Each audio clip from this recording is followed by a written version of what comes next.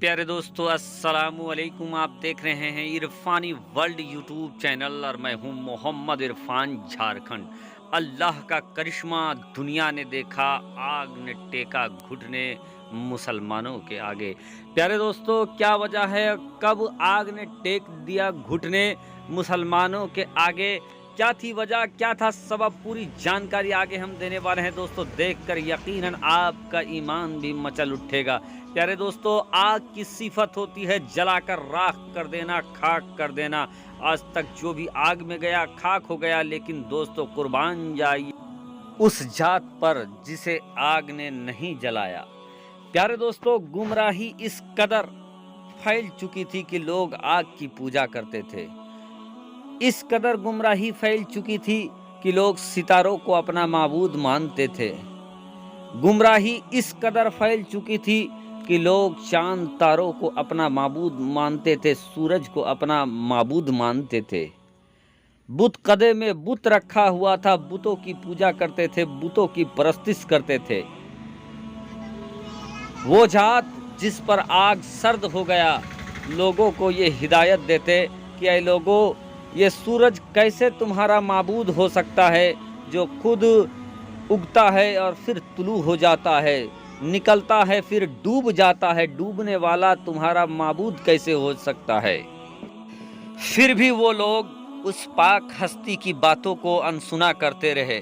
लोगों से ये कहते रहे कि ऐ लोगों, तुम ये जो मिट्टी के ये माबूद बना रखे हो, बुत बना रखे हो, जिसको तुम अपनी हाथों से ये बनाते हो, ये कैसे तुम्हारी हाजत को मिटा सकता है, पूरा कर सकता है। लेकिन कोई भी उनकी बातों को विश्वास करने वाला नहीं था, कोई भी उनके हक की दावत को कबूल करने वाला नहीं था।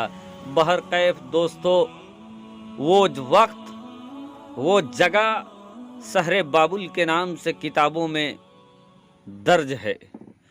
एक ऐसा वक्त आया जब सारे लोग एक मेले की तरफ जाने लगे। सारे लोग जब मेले की तरफ जाने लगे,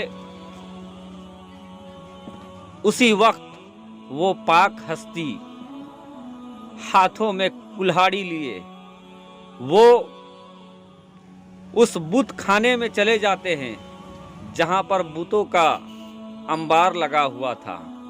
एक से एक बुत रखे हुए थे। वो पाक हस्ती वहां चले जाते हैं। जाने के बाद देखते हैं कि सारे बुतों के सामने खाना रखा हुआ है, लेकिन कोई भी बुत खा नहीं रहा है। बहरकैफ उस पाक हस्ती को जलाल ला जाता है और वो सबसे बड़ा एक जो बुत होता है वहां पर, उसे छोड़कर सारे बुतों को तहस नहस कर देते हैं। सारे बुतों को वो तोड़ देते हैं। तोड़ने के बाद अपने हाथ में जो कुल्हाड़ी लाए हुए थे, उस बड़े बुत के गर्दन में टांग देते हैं और वहां से वो चल देते हैं। कुछ ही वक्त के बाद जब सारे लोग मेले से वापस आए और अपने बुत खाने में अपने माबूद के यहाँ पहुँचते हैं, तो देखते हैं वहाँ का मंजर बदला हुआ है। हर तरफ तबाही मचा हुआ है। एक बुत को छोड़कर सारे बुतों को टूटा हुआ वहाँ पर मिला है, तोड़ दिया गया है। सारे लोगों ने ये सोचना स्टार्ट कर दिया कि आखिर ये काम कौन कर सकता है, कौन है वो जो बुतों को तोड़ सकता है।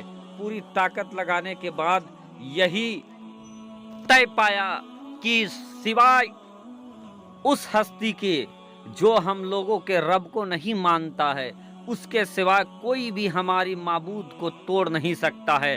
जानते हैं दोस्तों, उस मुकद्दस हस्ती का नाम क्या है? बिल्कुल आपने सही समझा, हम बात कर रहे हैं अल्लाह के नबी हजरत इब्राहीम अलैहिस्सलाम की। फिर क्या था दोस्तों, उस वक्त का जो हाकिम था, मुल्के बाबुल का जो हाकिम था, जिसको दुनिया जमाना नमरूद के नाम से जानती है, सभी ने इब्राहीम अलैहिस्सलाम से पूछना स्टार्ट कर दिया, हाकिम के सामने लाकर, कि क्यों आपने तोड़ा है बुतों को। इब्राहीम अलैहिस्सलाम कहते हैं कि नहीं, वो तो बड़े बुतों ने, तो बड़ा बुत जो है उसी ने सारे छोटे बुतों को तोड़ डाला है। सब कहते हैं ये कैसे मुमकिन हो सकता है।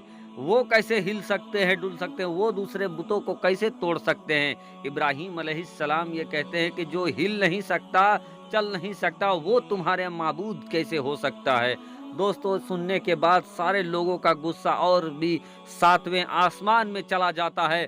और फिर जो शाम और बाबुल का जो हाकिम था, वो ये कहता है, नमरूद कहता है कि इसको ऐसी सजा दी जाएगी कि लोग इस तरीके का काम करने से पहले 100 बार सोचेंगे। और उसके बाद उन लोगों को हुक्म हुआ कि जाओ एक बहुत बड़ी आग जलाओ। और जलाने के बाद दोस्तों यहाँ तक आता है कि लगभग 2 सालों तक लकड़ियाँ जमा किया गया। लकड़ी जमा करने के बाद एक ऐसी आग जलाई गई जिसके बारे में, उस आग के बारे में कहा जाता है कि दुनिया का सबसे बड़ा आग वही था और जिसकी लपटें 100 किलोमीटर दूर तक देखा जाता था। दोस्तों, उस आग को जलाने के बाद सारे लोग तमाशा देखने की तरफ, पूरे जो शहर बाबुल था, बाबुल के सारे लोग उसके तरफ आ गए देखने के लिए कि आज इब्राहीम को आग में जलाया जाएगा। दोस्तों, एक इब्राहीम अलैहिस्सलाम को आग में डालने के लिए एक लकड़ियों का एक औजार बनाया जाता है, जहां इब्राहीम अलैहिस्सलाम को रख कर आग में डाला जाता है। जब आग में इब्राहीम अलैहिस्सलाम को डाला जा रहा था, फौरन हजरत जिब्राइल अलैहिस्सलाम वहाँ पे मौजूद हो जाते हैं।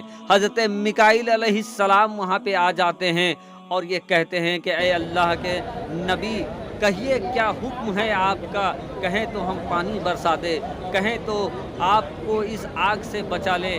अल्लाह के नबी हजरत इब्राहीम अलैहिस्सलाम ये कहते हैं कि मुझे उस पाक परवरदिगार पर पूरा भरोसा है और अगर वो पाक परवरदिगार ये चाहेंगे तो यह आग मेरा कुछ भी बिगाड़ नहीं पाएगा और रब की यही मर्जी होगी कि मुझे इसी आग में फना होना है, तो मुझे कोई बचा भी नहीं सकता है। बहरकैफ दोस्तों, जैसे ही हजरत इब्राहीम अलैहिस्सलाम को आग की तरफ डाला गया, अब आग की लपटें उन पर हावी होते, वैसे ही रब के जानिब से हुक्म होता है कि ऐ आग, तू इब्राहीम के ऊपर सर्द हो जा, गुले गुलजार हो जा। दोस्तों, अल्लाह का हुक्म होना था कि वो आग हजरत इब्राहीम के लिए सर्द हो जाती है। इस कदर सर्द हो जाती है कि इब्राहीम अलैहिस्सलाम का एक रेमा तक नहीं जलता है। लोगों ने दूर से ही देखा कि इब्राहीम अलैहिस्सलाम को जो बांध कर जो रस्सियाँ डाला गया था, वो रस्सी जल रही है, लेकिन इब्राहीम अलैहिस्सलाम का लिबास नहीं जल रहा है। तो दोस्तों, ये है अल्लाह का एक बहुत बड़ा करिश्मा और हजरत इब्राहीम अलैहिस्सलाम का जिंदा मोजेजा, जिसके बाद बहुत सारे लोगों ने ईमान